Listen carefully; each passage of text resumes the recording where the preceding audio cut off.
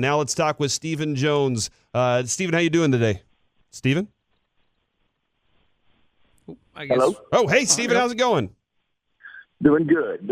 Just, obviously a very disappointing loss for us. And, we've just got to regroup here and know there's going to be a lot of doubters. And I know our fans are disappointed, but we feel like we've got the team and the coaching staff that gives us the best chance to do what we need to do to win our division. How difficult is it, with each week to not be reactionary to something happening that could emotionally put you in a place where you're like, now it's time to make a change? Like, how tough is it to not be reactionary to each game? It's really not. I mean, we've had this staff here for, Jason for 10 years now, and we've got a lot of confidence in him or he wouldn't have been here. And, we're there with him every day and know what he's all about and know what our staff's all about, know what our team's all about. It's, obviously that one was a difficult one and, probably our least performance of the year. And, we've just got to get by that and get over that. And, as Bill used to say, Parcells used to say, you are what you are right now. And, we hadn't been able to beat a team with a winning record. And, we've, played well at times, but we've just got to take the next step and do better, and we think we can do that. Can you tell me a little bit more, either in depth or specifically, about why you think that can be done when you yourself just pointed out y'all haven't beat a team with a winning record? So what is it that leads to this confidence outside of just the hope? Well, it's just we were 3-5 last year, and I think people had written off the year, and we were able to make the turn. And I think, we can do the same thing again here. And, at times we've played really good ball. We think we know in general. The biggest issue of all is just we're losing the turnover battle week in and week out. We're certainly not creating any turnovers. I think it's been 4 games since we've been able to create a turnover. And, sometimes, that's just you're unfortunate. But sometimes you got to do a little more to get the hands on the ball and get the ball turned over. And then we've got to do a better job of protecting the ball. I mean, you play good football teams and you lose the turnover battle. History will tell you don't win those games. And, certainly we're throwing the ball probably more than we have, in years. And when you do that, you're setting yourself up. You can have some negative plays, whether it's sack fumbles, interceptions.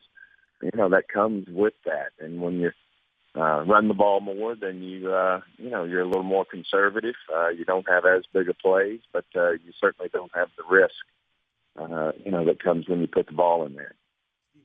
Stephen Jones here on the KNC Masterpiece on 105.3 The Fan. The execution is a word we've heard a lot. The kicker did not execute yesterday, and that really did. That puts the team in a bad situation. 2 made field goals, and maybe that throw from Dak to Zeke really does put the team in a position late in the game to win, even if they are in prevent defense. But that right there, Stephen, is very frustrating to, I know, the coaching staff, because you got to come away with points. Is there any thought about saying we got to make a move there at the kicking position?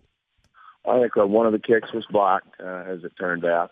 There was a hand on the ball, and it probably affected the trajectory of the ball. But, we just have to be better in all phases. Whether it's special teams, whether it's defense, offense. Everybody's got to pick it up a notch.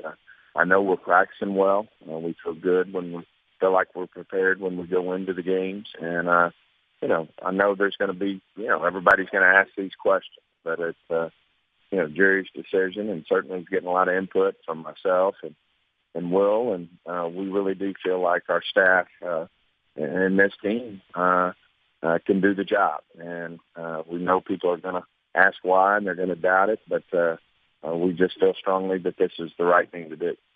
What is your specific input about whether or not the Cowboys should try out some more kickers in the coming week?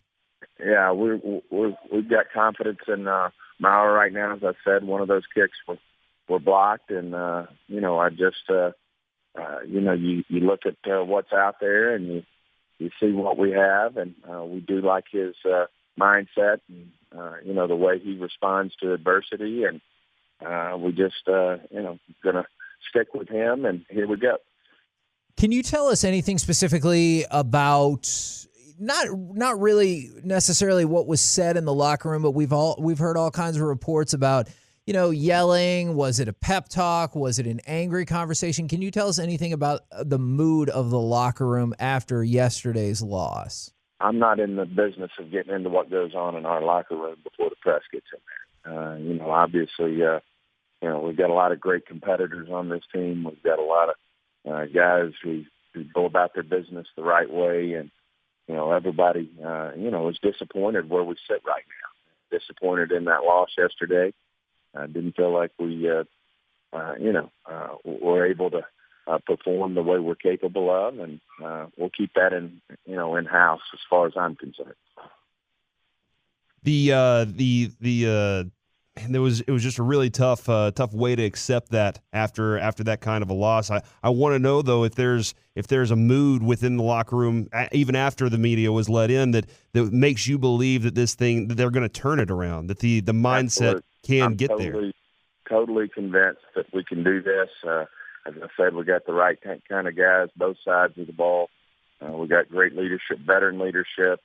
I know we're young in places, but overall, between guys like Jason Witten and Sean Lee and Dak and Zeke and Zach Martin and Tyron Smith and DeMarcus Lawrence, we got a lot of belief in this football team, and have a lot of belief in our staff between Jason and Kellen Moore and Rod Marinelli and Chris Broussard. These are all pros, and we feel we're convicted that we can turn this thing around and get the job done and win the East. Is there any belief that Zeke at the second level has changed a little bit as far as what he is as a running back? It seems like once he gets to that next place, I don't know if it's the blocking isn't there, if the technique of the blocking and the wide receivers isn't there, or what exactly it is, but it seems like Zeke can't get to that next place and blow it wide open.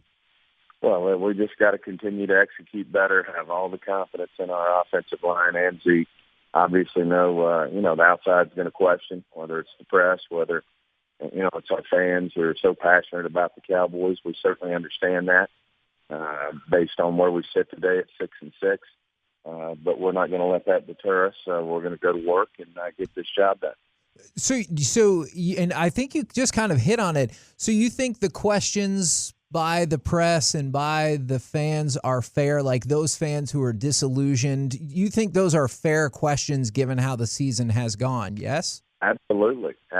We had high expectations. Jerry, myself, led the way, and certainly we didn't think we'd be sitting here at 6-6 right now.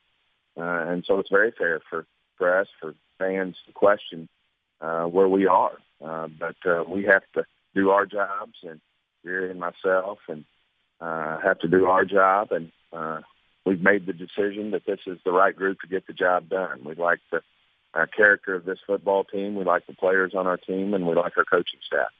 Any particular injury notes or updates or any health concerns coming out of the game, since obviously you guys will have another Thursday game coming up? Connor Williams is the biggest question mark, and obviously he'll be getting an MRI today on that knee, and we'll evaluate that and go from there. There's a good chance, hopefully, that we get Heath back and might even have a chance to get Woods back. But thought Tristan Hill did a nice job in there yesterday, and hopefully he's maturing and, made some plays for us. And Van Der Esch, I know that was a week-to-week proposition last week. Still same concept? Yeah, I think we'll just evaluate him each week. Don't necessarily see that happening here for the Chicago game, but we'll continue to evaluate him and see where we go. What's the relationship with Jerry and Jason? Can you kind of enlighten us a little bit to the love for him? Because I know a long time ago Jerry told us that y'all knew he was going to have a learning curve because he'd never been a first time head coach. And I feel like there's part of you part of Jerry that's like, look, I really want to see this happen because we've invested a lot in this and we don't want to lose the opportunity to do that. Is that why the commitment to the idea of we're in first place, we still have a shot, we could catch lightning in a bottle is where you guys are right now? No, I just think that we have a lot of confidence in Jason. He's a professional. He got an amazing work ethic. I've never seen our players not play hard for them. They were fighting all the way to the end last night. Obviously got behind the 8 ball a few times, but it's obviously a lot of respect our family has for Coach Garrett, and feel like that we can do what we need to do to win the East and get in the tournament, and then let's see what happens. Would that be your main message to Cowboys fans? Because you guys, you and Jerry and the Cowboys organization, you're well aware of what the pulse of the team is, what the pulse of the fan base is, and their level of frustration right now. Obviously, you guys are frustrated. Would that be your primary message to all the fans listening right now? Yes, we've got to go do our job, and we've got to execute better. Obviously, we're not getting the job done right now. As I said, I've said it 6 times so far today. We understand that people are frustrated. So I think we've answered those questions. We've got to go to work and do our job. Is there any amount of turkey and stuffing that can fulfill the void after a loss, though? Well, we've got a lot to be grateful for, and the Jones family's been blessed, and we don't expect anyone to feel sorry for anybody around here. And, our players are fortunate, to be Cowboys and be able to play professional football. Coaches the same way. And certainly I can tell you the Jones family understands how blessed we've been and how fortunate we are and how thankful we are. So we'll move forward.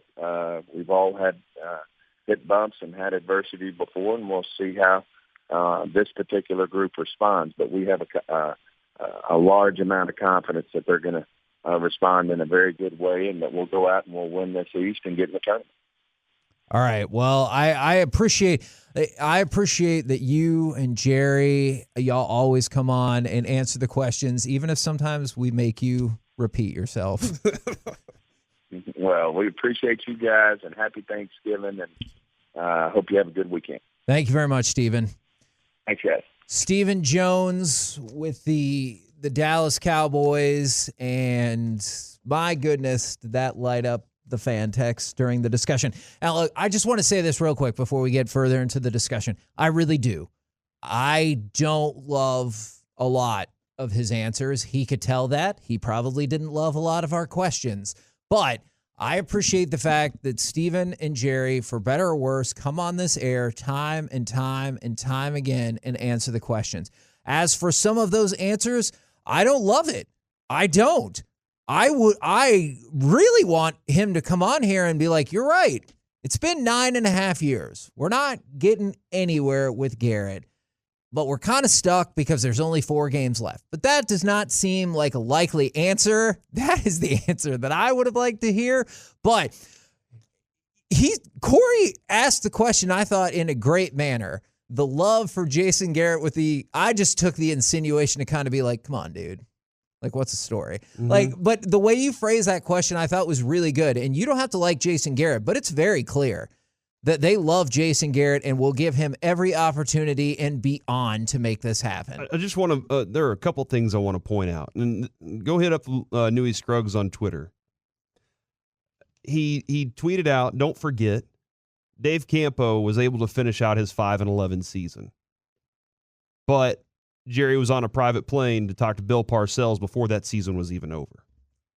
And then he said this. This is something that, Kevin, in public, you have to put on certain displays. And I think the Cowboys are saying, look, we got your back. We got your back.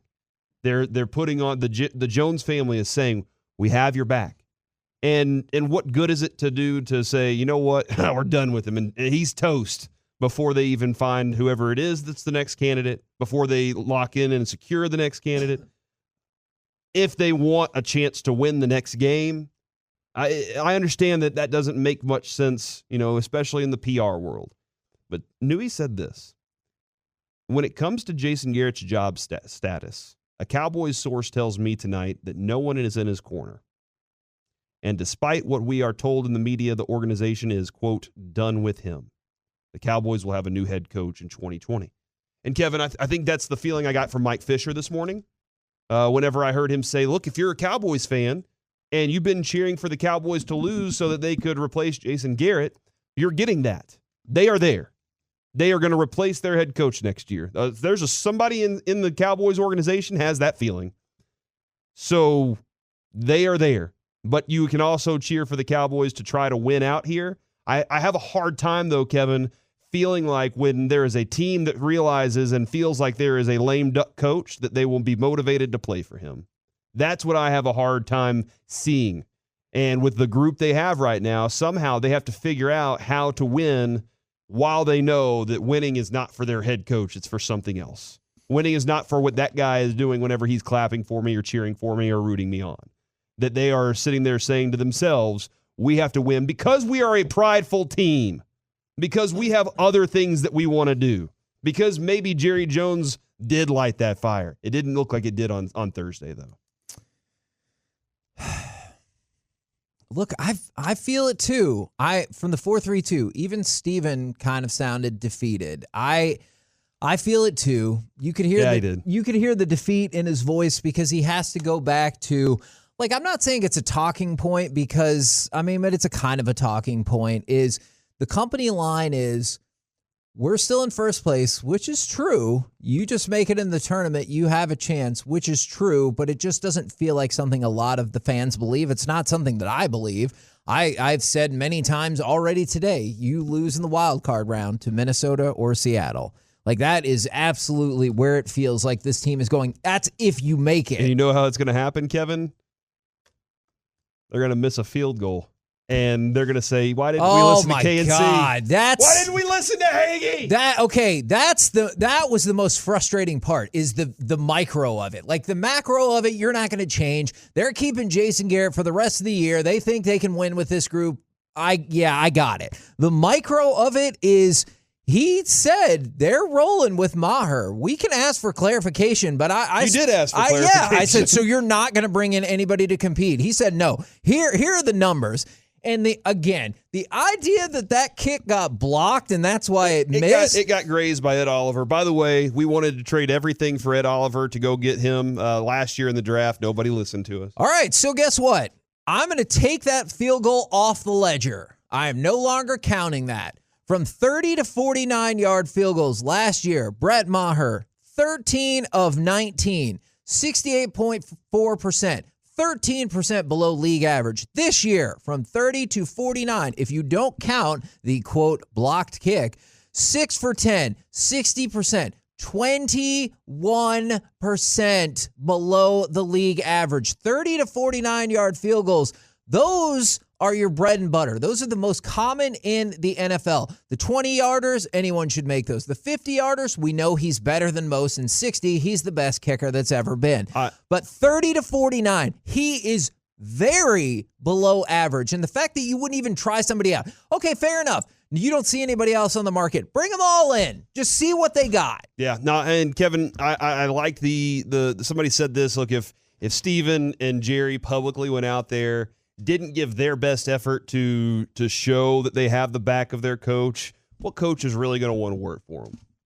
Yeah, that's fair. I agree. If you're sitting there killing your coach as he's on the way out the door, no, people are going to be like, man, you don't have my back. I need that. That's fair. But at the same time, you got to be delivering if you want that as well.